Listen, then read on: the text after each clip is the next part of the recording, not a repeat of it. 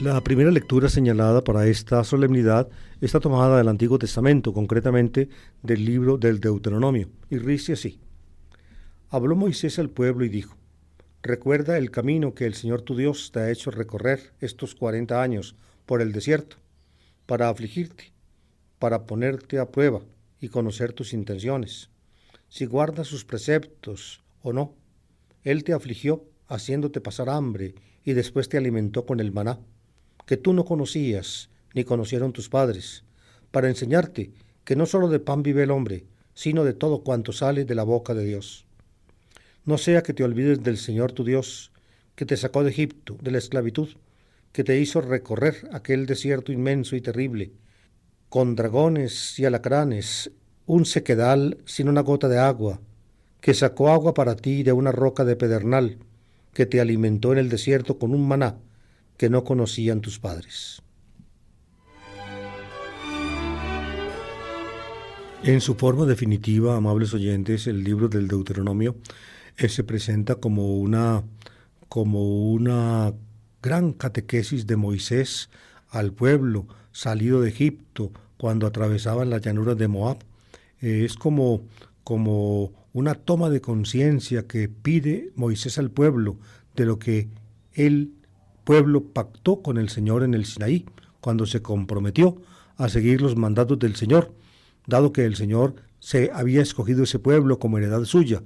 Por pura gracia el Señor los escogió. Ahora ellos debían hacer justicia a esa elección divina, siguiendo en todo los mandamientos y caminos del Señor. Esta es como la perspectiva general del libro del Deuteronomio.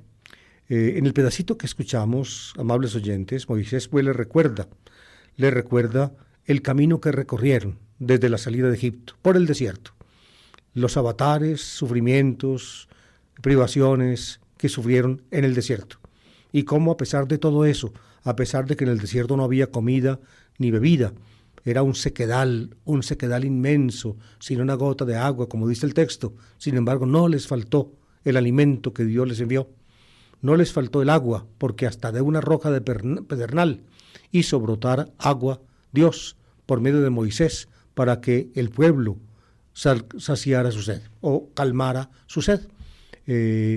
La referencia que pienso yo hace que este texto haya sido escogido como primera lectura de la fiesta del Corpus Christi es la referencia al maná. El maná, ustedes saben que con esa palabra nuestra, que es una especie de transliteración de la palabra hebrea, manú significa en hebreo, ¿qué es esto? ¿Qué es esto? ¿Qué es esto? Cuando los israelitas le pedían a Moisés comida en el desierto y no había, entonces quisieron revolverse contra Moisés, quisieron regresar a Egipto, donde se sentaban, como decían ellos, ante las ollas de carne satisfechos y ante las cebollas y los puerros que les ofrecía el faraón como único pago por su trabajo de esclavos. Recordaban pues la esclavitud y la añoraban, porque ahora en el desierto no tenían nada, ni comida ni bebida. Entonces Dios hizo llover del cielo para ellos maná. Una especie de escarcha blanca cubría por la mañana el campamento, y Moisés les ordenó entonces que recogiera cada uno lo necesario para el día y que no guardaran nada para el día siguiente. Tan solo cuando recogían para el sábado debían recoger el doble, porque el sábado no podían trabajar y no podrían recoger entonces para ese día. En todo caso, cuando los israelitas vieron pues alrededor del campamento esa escarcha blanca, preguntaron: ¿qué es esto? Manú en hebreo, y de ahí viene pues nuestra transliteración maná, como ese alimento que Dios le dio a su pueblo por medio de Moisés en el desierto. Esto que cuenta la Biblia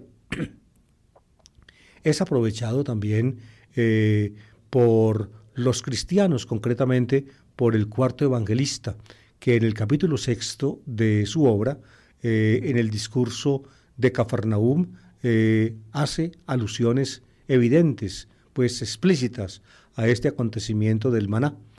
Dice el cuarto evangelista que Jesús a esos judíos que estuvieron con él en el desierto y que fueron testigos de la multiplicación del pan y del pescado, a esos judíos les dice, dado que aún después del acontecimiento siguen buscándolo, siguen detrás de él, les dice, ustedes me buscan a mí, no porque hayan visto signos, es decir, no porque hayan sido capaces de interpretar lo que sucedió con la multiplicación del pan y del pescado, sino me siguen porque yo les doy comida, porque les lleno la barriga, digámoslo en esa forma. A ustedes les interesa llenar la barriga.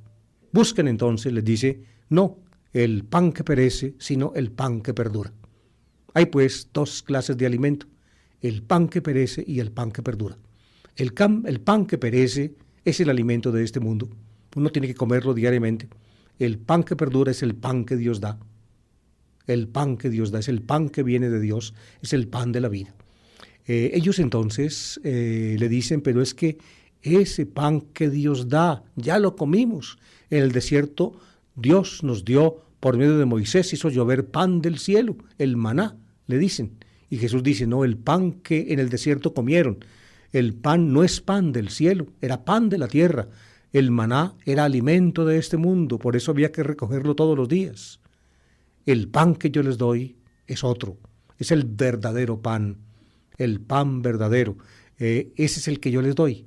Y finalmente, según Jesús, ese pan se identifica con él mismo, es decir, yo soy el pan de la vida. Ahí está, pues, la valoración en el llamado discurso de Cafarnaúm, en Juan capítulo 6, de la referencia al maná.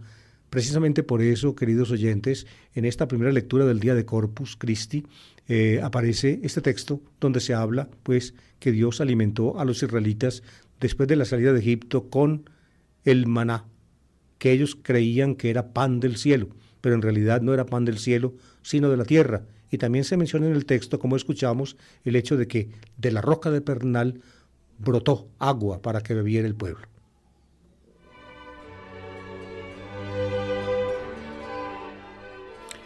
Según el libro del Deuteronomio, el discurso de Moisés, el regalo del pan, del maná en el desierto, tenía una finalidad. Tenía la finalidad de que el pueblo aprendiera, precisamente por ese regalo divino, que no solamente de pan vive el hombre. Es muy importante, pienso yo, esta precisión, amables oyentes, porque fíjense como los que escucharon, los que participaron en la multiplicación del pan y del pescado, seguían a Jesús desesperados, trataron de buscarlo para hacerlo rey, en fin, y Jesús tuvo que escabullírseles. Entonces, siempre está el peligro de que la religión, de que la referencia a lo divino sea interpretada en un contexto simplemente terreno. En otras palabras, que la religión, la unión con Dios, le proporcione a uno bienes de la tierra. Entre nosotros en América Latina se dio una tendencia, y en alguna forma todavía está vigente, según la cual el cristianismo tiene como tarea básica, digamos, procurar una justicia social según la cual las cosas de este mundo, los bienes de la tierra, sean mejor repartidos y sean y sirvan para todos. Yo estoy convencido de que este es un imperativo moral del Evangelio. Es decir, no puede haber no puede haber una fe cristiana si esa fe cristiana no es respaldada por una conducta de justicia, y donde realmente se requiere a gritos la justicia es en la vida social, en las relaciones sociales entre los seres humanos. Pero religión básicamente, unión con Dios, no consiste en recibir pan de este mundo. Yo pienso que en esto el pedacito del Evangelio que vamos a escuchar y también su base bíblica en el Deuteronomio son absolutamente apodícticos. No solo de pan vive el hombre. Para la vida no solamente basta el pan. Buscad, decía Jesús, no el pan que perece, sino el pan que perdura. Religión es unión con Dios, unión con Dios. Algún autor decía, creo yo que es basado pues en una afirmación del famoso novelista ruso de Ana Karenina y La guerra y la paz, León Tolstoy, que cuando los seres humanos hayamos satisfecho todas nuestras necesidades materiales, ahí entonces se hará más clara la verdadera y radical necesidad que tenemos.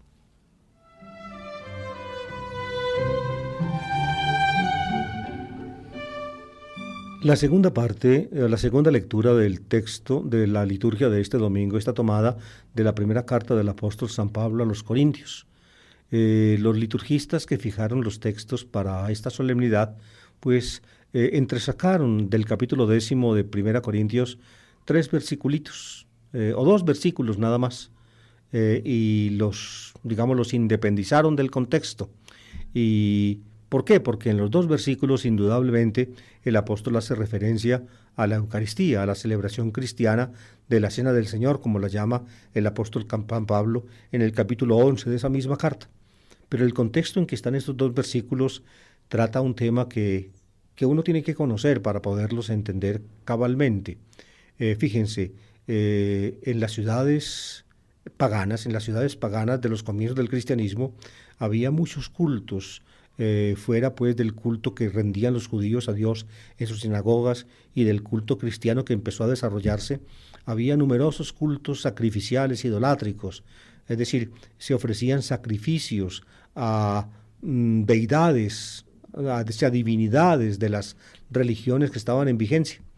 Después de que se ofrecían los sacrificios en esos cultos paganos, entonces la carne de las víctimas que no era consumida en los cultos, entonces era sacada al mercado y era vendida como carne común y corriente. Entre los judíos era absolutamente nefando comprar y consumir carnes de esas. Y muchos cristianos, pues, que tenían raíz judía o que habían sido formados como cristianos por predicadores o evangelizadores judíos, sentían una aversión tremenda por ese tipo de carnes, porque les parecía que era idolatría comer esas carnes. Por eso Pablo tuvo que afrontar en sus comunidades, este tema, el tema de los idolocitas, así se llaman en griego, es decir, los restos, las carnes que restaban o que sobraban después de los sacrificios idolátricos en los santuarios y que eran vendidas a la gente. Pablo en esto tuvo una actitud sumamente libre. ¿Por qué? Porque él estaba convencido de que los ídolos, es decir, no son nada. ¿Por qué? Porque los ídolos no son Dios. Y si no son Dios, entonces no son nada, simplemente no existen.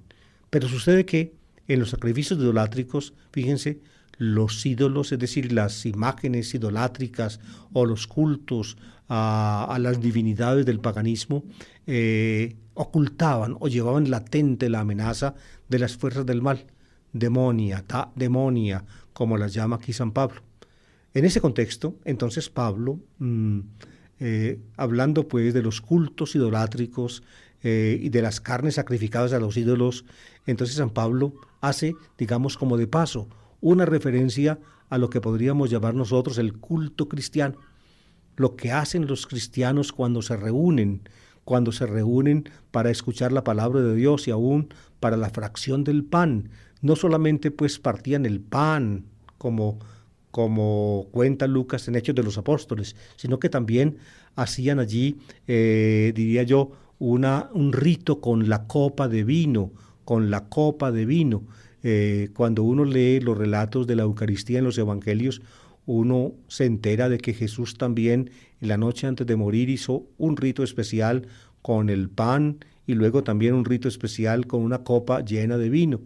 ¿Ven? Cuando Jesús identificó ese pedacito de pan que dio a sus discípulos después de partirlo con su propio cuerpo y luego ese vino que contenía la copa con su propia sangre.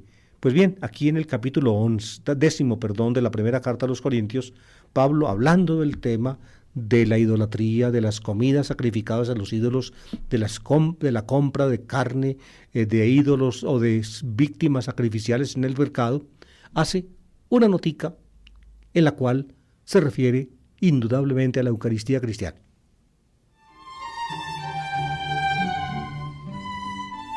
Escuchen pues la notica que escucharemos también este domingo en la celebración eucarística. Dice: hermanos, el cáliz de nuestra acción de gracias no nos une a todos en la sangre de Cristo, y el pan que partimos no nos une a todos en el cuerpo de Cristo.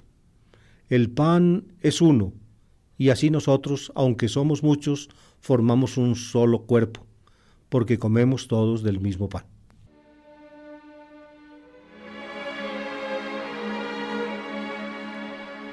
Es indudable que las referencias que hace el apóstol se dirigen a la llamada Cena del Señor. En el capítulo 11, un poco después de este texto, en la misma carta, Pablo habla de la Cena del Señor que precisamente por mandato del Señor los cristianos reiteraban cada vez que se reunían. Y en ese texto de 1 Corintios 11, el capítulo siguiente a este, del cual hemos tomado este texto, Pablo menciona primero el rito del pan y luego el rito de la copa. Aquí lo hace en forma invertida. El cáliz de la acción de gracias no nos une a todos en la sangre de Cristo, y el pan que partimos no nos une a todos en el cuerpo de Cristo. Fíjense, primero el cáliz, después el pan. Cuando uno lee el capítulo 11 de la misma carta, está primero el pan, después el cáliz. Y cuando uno va a los evangelios, encuentra primero el pan, después el cáliz. El único punto es en el evangelio de Lucas, donde el texto es sumamente complejo. No me puedo detener acá a analizarlo. Si ustedes quieren, muy pronto saldrá o terminaré de publicar mi comentario del Evangelio de Lucas, donde toco este tema, diría yo, con profundidad y exhaustivamente hasta donde puedo. En todo caso, fíjense pues acá el orden: el cáliz de la acción de gracias, to potirion tis eulogías, y luego el pan que partimos, la denominación que utiliza Hechos de los Apóstoles para hablar de la Cena del Señor es classis artu, es decir, la partición del pan. Classis artu, aquí habla Pablo del pan que partimos. En los relatos evangélicos Jesús tomó pan, lo partió, éclasen, catéclasen, es decir, la terminología usada acá es decisivamente, llamémosla así, eucarística. El pan que partimos, el cáliz de acción de gracias o de bendición, topotirion tes eulogías, así llamaban los judíos la tercera copa de la celebración pascual, topotirion tis eulogías, el cáliz de bendición, el cáliz de bendición. Pues bien, cuando los cristianos se reúnen pues para la Cena del Señor y comparten el cáliz de bendición y comparten un mismo pan, se unen ellos naturalmente a la sangre de Cristo y también se unen ellos en el cuerpo de Cristo. Pablo lo supone. Por eso inculca a los cristianos. Fíjense, aunque los ídolos no son nada, y los ídolos a los cuales sacrifican carnes, y luego esas carnes se venden en el mercado, esas carnes no están maldecidas por ningún caso, ¿no? Es decir, objetivamente esas carnes son iguales a toda carne. Sin embargo, dado que se usaron en un sacrificio idolátrico, uno puede correr, es decir, o se puede crear la impresión para sí mismo y para los demás de que uno está compartiendo los sentimientos, las ideas, los propósitos de la gente que hizo sus sacrificios. Por eso Pablo les dice a los corintios que rehuyan toda idolatría. Es decir, que ni siquiera, pues en este caso, aunque los ídolos no sean nada, y esas carnes sean carnes comunes y corrientes, les dice, evítenlas, porque cuando nosotros hacemos nuestra cena, al tomar todos de un mismo cáliz, el cáliz de la sangre de Cristo, participamos en ella, es decir, se nos aplican a nosotros, diría yo, los efectos de la muerte del Señor. Y cuando todos comemos de un mismo pan, nos unimos todos en el cuerpo de Cristo, que es la iglesia. Es lo que quiere decir el apóstol. Fíjense pues cómo en este pedacito de la 1 Corintios, Pablo, de soslayo, como de lado, toca el tema de la Eucaristía. Y esto es importante. Más adelante, en la misma carta, el capítulo 11, tocará este tema en una forma más completa. Pero les quería anotar lo siguiente. Solamente en la primera carta a los Corintios, solamente, entre todas las cartas, digamos que proceden directamente de Pablo, las famosas 7 de las cuales les he hablado, y también en otras cartas llamadas deuteropaulinas, que no proceden directamente de Pablo, solamente en 1 Corintios hay una alusión o una mención de la Eucaristía, solamente, pero ni en Romanos, ni en 2 Corintios, ni en Gálatas, ni en Filipenses, ni en Filemón, ni en Colosenses, ni en Éfesos, ni en Efesios, ni en la 2 Tesalonicenses, ni en la primera, ni tampoco en las cartas pastorales a Timoteo y a Tito. Ni una sola referencia a la Eucaristía, solamente en 1 Corintios. Se ve pues, queridos oyentes, que San Pablo pues suponía en sus cartas que la celebración de la Cena del Señor era algo normal, común y corriente entre sus fieles, entre la gente, entre los cristianos, y por eso no se sintió, digámoslo así, necesitado de recalcar ese tema en todas las cartas. ¿Por qué les estoy diciendo esto? Porque fíjense, yo conozco mucho la investigación crítica del Nuevo Testamento y aún del Antiguo, moderna. La conozco, hasta los autores más recientes. Yo trato de informarme de todo. Y fíjense, el argumento del silencio es muy usado en la exégesis crítica para descartar cosas que los autores no quieren aceptar. Es decir, el hecho, por ejemplo, de que en la carta a los hebreos no se mencione o no se aluda directamente a la Eucaristía, es un argumento para muchos exégetas de que el autor de la carta a los hebreos desconoce la Eucaristía. El hecho de que en el Evangelio de San Juan no se mencione explícitamente la cena del Señor o la Eucaristía en la última cena es argumento para algunos autores, aún unos muy recientes, aún para interpretar, por ejemplo, el discurso de Cafarnaúm al margen de la Eucaristía. Eso lo hace un importante autor, más adelante les diré algo de eso, actual, que se llama Klaus Berger, en un libro monumental y maravilloso que se llama Historia Teológica del Cristianismo Naciente. Por eso uno, cuando estudia a los autores críticos y lee estas cosas, pues uno tiene que estar sobre aviso, porque evidentemente el hecho de que no se mencione un tema no quiere decir que el autor lo ignore o que lo excluya.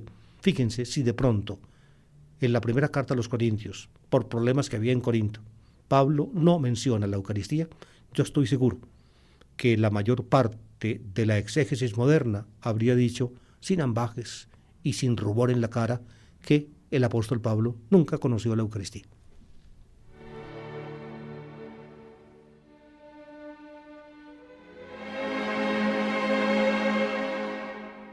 Y llegamos finalmente al texto evangélico que toca este domingo. Es un pedacito precisamente del discurso de Cafarnaúm del Evangelio de San Juan, que les mencioné antes. Jesús multiplica el pan y el vino en el desierto para que coman muchos. Fue tan inmensa la impresión que causó Jesús en esa gente que comió el pan que les dio Jesús, que pensaron, este es el rey que necesitamos, el mejor rey es el que da comida. Ustedes recuerdan, los que tienen mi edad o un poco más, recuerdan por allá en los años 50, cuando gobernó el país el general Rojas Pinilla. Logró pues sacar al país de una tremenda congestión política, cuando ya estaban pues prácticamente en su fin a las guerrillas, que en ese tiempo se llamaban chusma, y que todavía no eran, digámoslo así, marcadamente comunistas, como son ahora las FARC. En fin, entonces Rojas Pinilla se tomó el poder, gobernó varios años y luego quiso hacerse reelegir, digamos, otra vez, como cualquier Chávez o cualquier Uribe. En todo caso, hizo una campaña presidencial y pienso yo la ganó, pero le quitaron el triunfo. Y en la campaña presidencial, el general Rojas, en la televisión, tenía una argumentación que a la gente sencilla la convencía de inmediato. ¿Cuánto valía esta yuca?, le decía la gente en la televisión. Cuando yo era presidente, tanto. ¿Y ahora cuánto vale? Tanto. ¿Cuánto? Y así le quiso decir a la gente que él fue el mejor presidente porque en la época de él todo el mundo tenía comida. Y ganó las elecciones, pero se montó, por obra y gracia del presidente Gerard Restrepo, se montó Pastrana, el Pastrana padre en el poder. Y yo estoy aquí, no estoy hablando de política, digamos, por hablar de política, sino para mostrarles un factor religioso básico. Entonces, cuando Jesús multiplicó el pan y el pescado, la gente de su tiempo pensó lo que pensaba la gente cuando veía al general Rojas mostrando yucas y papas en la televisión. Este es el rey que necesitamos. Y salieron a buscarlo para hacerlo rey. Y Jesús tuvo que esconderse. No hay mejor rey que el que le da comida al pueblo. Jesús se esconde. La gente no lo encuentra. Los discípulos se han ido en la barca. Jesús los alcanza caminando sobre las aguas del lago. Y al otro día, sin que la gente sepa cómo, Jesús aparece en Cafarnaúm, viendo que él no había partido en la barca con los discípulos. Y por eso la gente, cuando lo encuentra al otro lado, en Cafarnaúm, pregunta: ¿y cómo llegó usted aquí? Si usted se quedó allá, los discípulos se marcharon solos. ¿Cómo llegó? Ellos no sabían lo de la caminata sobre las aguas del lago. No sabía. El lector que lee el Evangelio, que lo escucha, sí sabe. Por tanto, el lector tiene de Jesús un nimbo maravilloso, un hálito maravilloso alrededor de su cabeza que la gente no conoce. Y entonces Jesús les dice: vea, ustedes me están buscando a mí porque quieren comida. Yo les di comida y a ustedes lo que les importa es la barriga. Y les dice, como les expliqué antes: busquen pues o trabajen no por el pan que perece, sino por el pan que perdura. El pan que perece es el pan de cada día, que según Jesús también debemos pedirle a Dios. Y el pan que perdura es el pan que Dios da. Esa es la religión. La religión es recibir el pan que perdura. Y ese pan en persona es Jesús.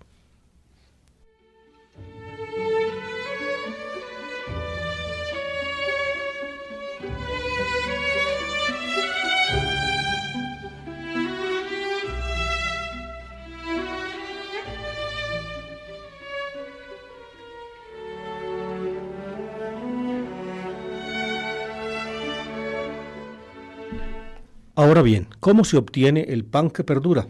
Es muy sencillo. Solamente se necesita recibirlo. Recibir el pan que perdura de manos del que lo ofrece es precisamente creer en él. Como Jesús es el pan, recibir de él el pan que perdura, entonces es creer en él. Así se recibe el pan que perdura por la fe. Solamente la fe hace posible que uno reciba de parte de Dios, por manos de Jesús, el pan que perdura, y ese pan es Jesús mismo.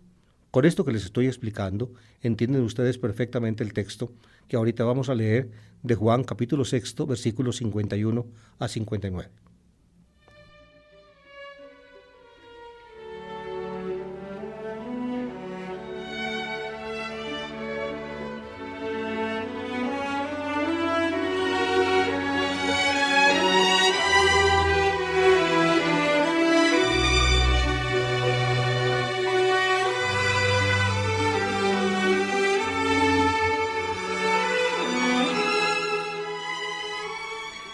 En aquel tiempo dijo Jesús a los judíos: yo soy el pan vivo que ha bajado del cielo. El que come de este pan vivirá para siempre, y el pan que yo daré es mi carne para la vida del mundo. Disputaban entonces los judíos entre sí: ¿cómo puede éste darnos a comer su carne? Entonces Jesús les dijo: os aseguro que si no coméis la carne del Hijo del Hombre y no bebéis su sangre, no tenéis vida en vosotros. El que come mi carne y bebe mi sangre tiene vida eterna, y yo lo resucitaré en el último día. Mi carne es verdadera comida, y mi sangre es verdadera bebida.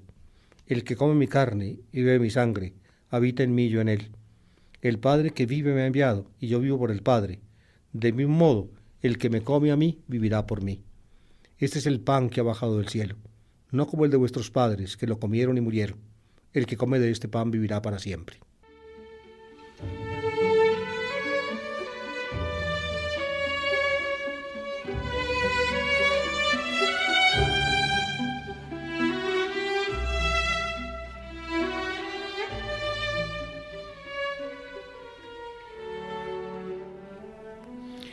Con este pedacito, amables oyentes, comienza la segunda parte del discurso de Cafarnaúm. Se supone, por tanto, una parte del discurso que no se leyó aquí. Creo yo que la conclusión, las últimas palabras, son como un resumen de la primera parte. Este es el pan que ha bajado del cielo, no como el de vuestros padres que lo comieron y murieron. el que come este pan vivirá para siempre. Jesús mismo es el pan bajado del cielo. Él es el Hijo del Hombre que bajó del cielo y luego sube otra vez al cielo. Es una expresión muy normal en el cuarto evangelista.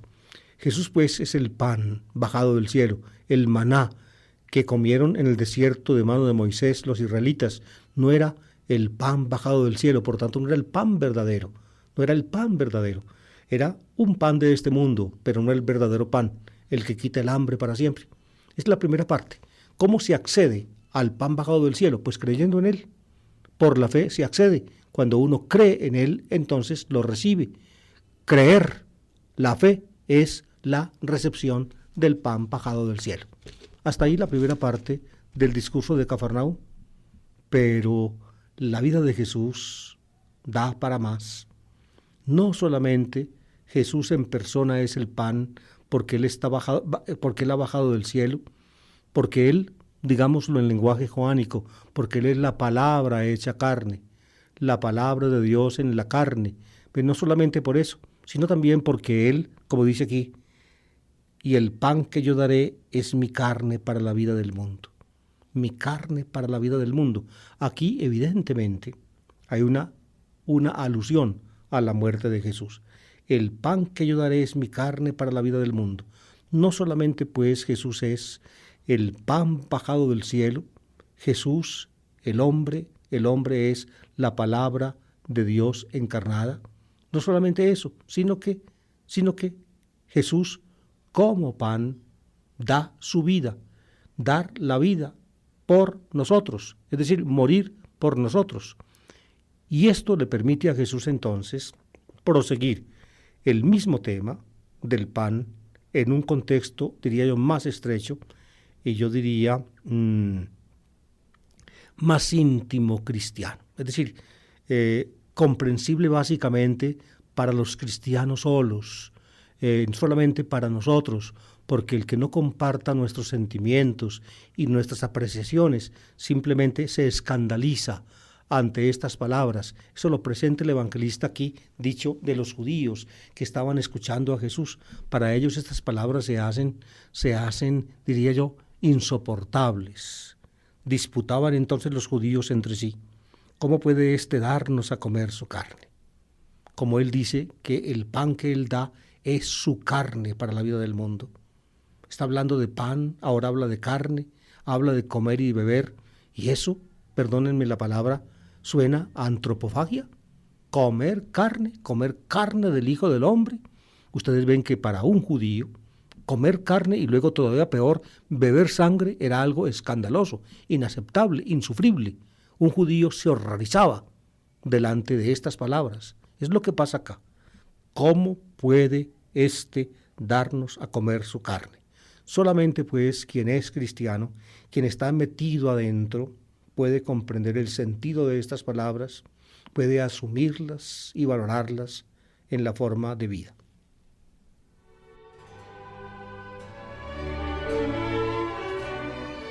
Aquí entonces, como para completar el escándalo, además de comer la carne, Jesús añade lo que para oídos judíos era todavía peor, beber la sangre. No se trata pues simplemente de antropofagia, sino también de hematofagia, es decir, comer sangre. Hematófagos son los que comen sangre de los animales. En la Biblia está prohibido beber la sangre, aún de animales. ¿Por qué? Porque en la sangre está la vida. Entonces es una profanación beber sangre. Por tanto, aquí el escándalo se completa. No solamente comer carne, sino peor, beber sangre. Y ante el escándalo Jesús no se echa atrás, sino que se reafirma. Se distingue, por tanto, entre carne y sangre. Las palabras griegas son sarx, carne, y hema, sangre. Comer carne, beber sangre. A mí me parece indudable, amables oyentes, que aquí, digamos, el telón de fondo de este misterioso y significativo discurso de Jesús es el rito eucarístico cristiano. Esto es mi cuerpo entregado por vosotros, dado por vosotros. Hyperimondi domenon, el pan que yo os daré es mi carne, daré, el mismo verbo que aparece en las fórmulas de eucarísticas, mi cuerpo dado, didomenon y perimón, así aparece en el texto de Primera Corintios, y perimón didomenon, en fin, y sangre, hema, es la misma palabra acá y en los textos eucarísticos, sarx, hema. La primera palabra sarx en Juan, en el Evangelio de Juan, corresponde a soma en los sinópticos, y también en el texto de Primera Corintios, soma, sarx. En arameo, en el tenor arameo, probablemente la palabra utilizada por Jesús debió ser basar, que significa en hebreo y en arameo carne.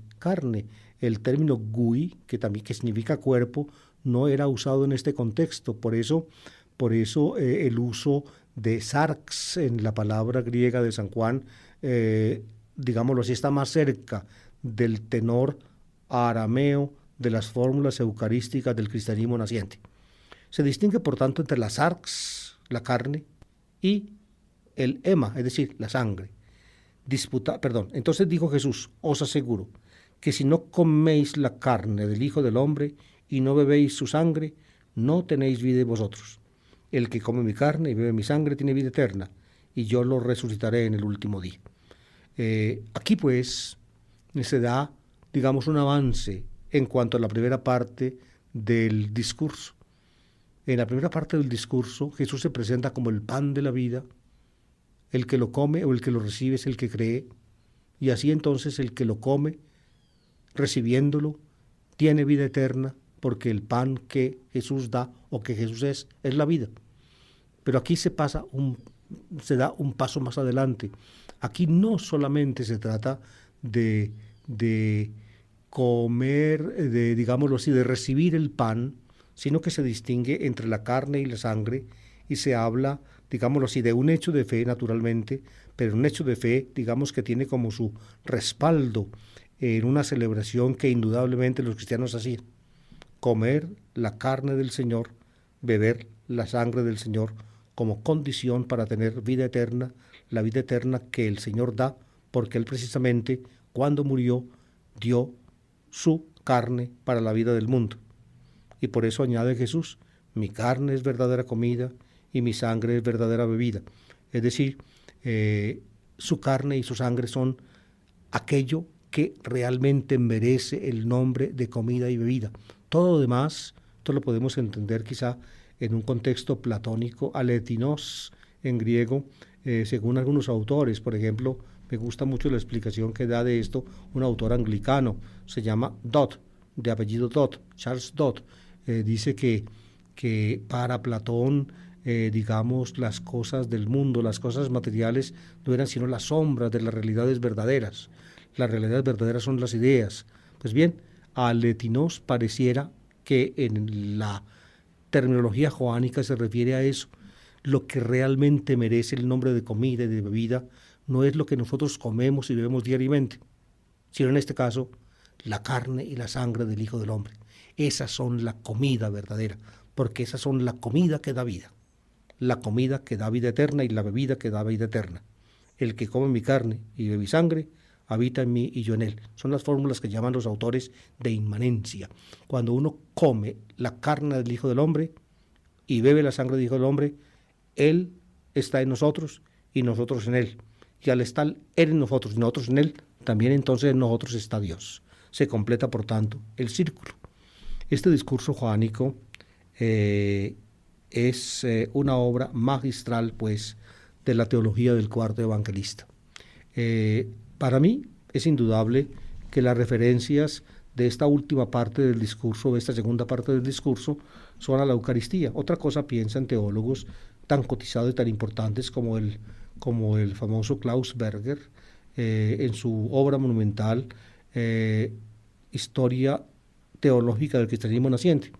Él piensa que aquí no hay ninguna referencia a la Eucaristía y que todo simplemente es referencia a la fe en cuanto tal, a la aceptación de comer carne y beber la sangre del Hijo del Hombre es creer en Él, como si en la segunda parte del discurso se estuviera diciendo exactamente lo mismo que en la primera parte. Yo pienso que en el discurso ciertamente hay un avance y que el telón de fondo de esta explicación joánica es ciertamente la celebración cristiana de la Eucaristía.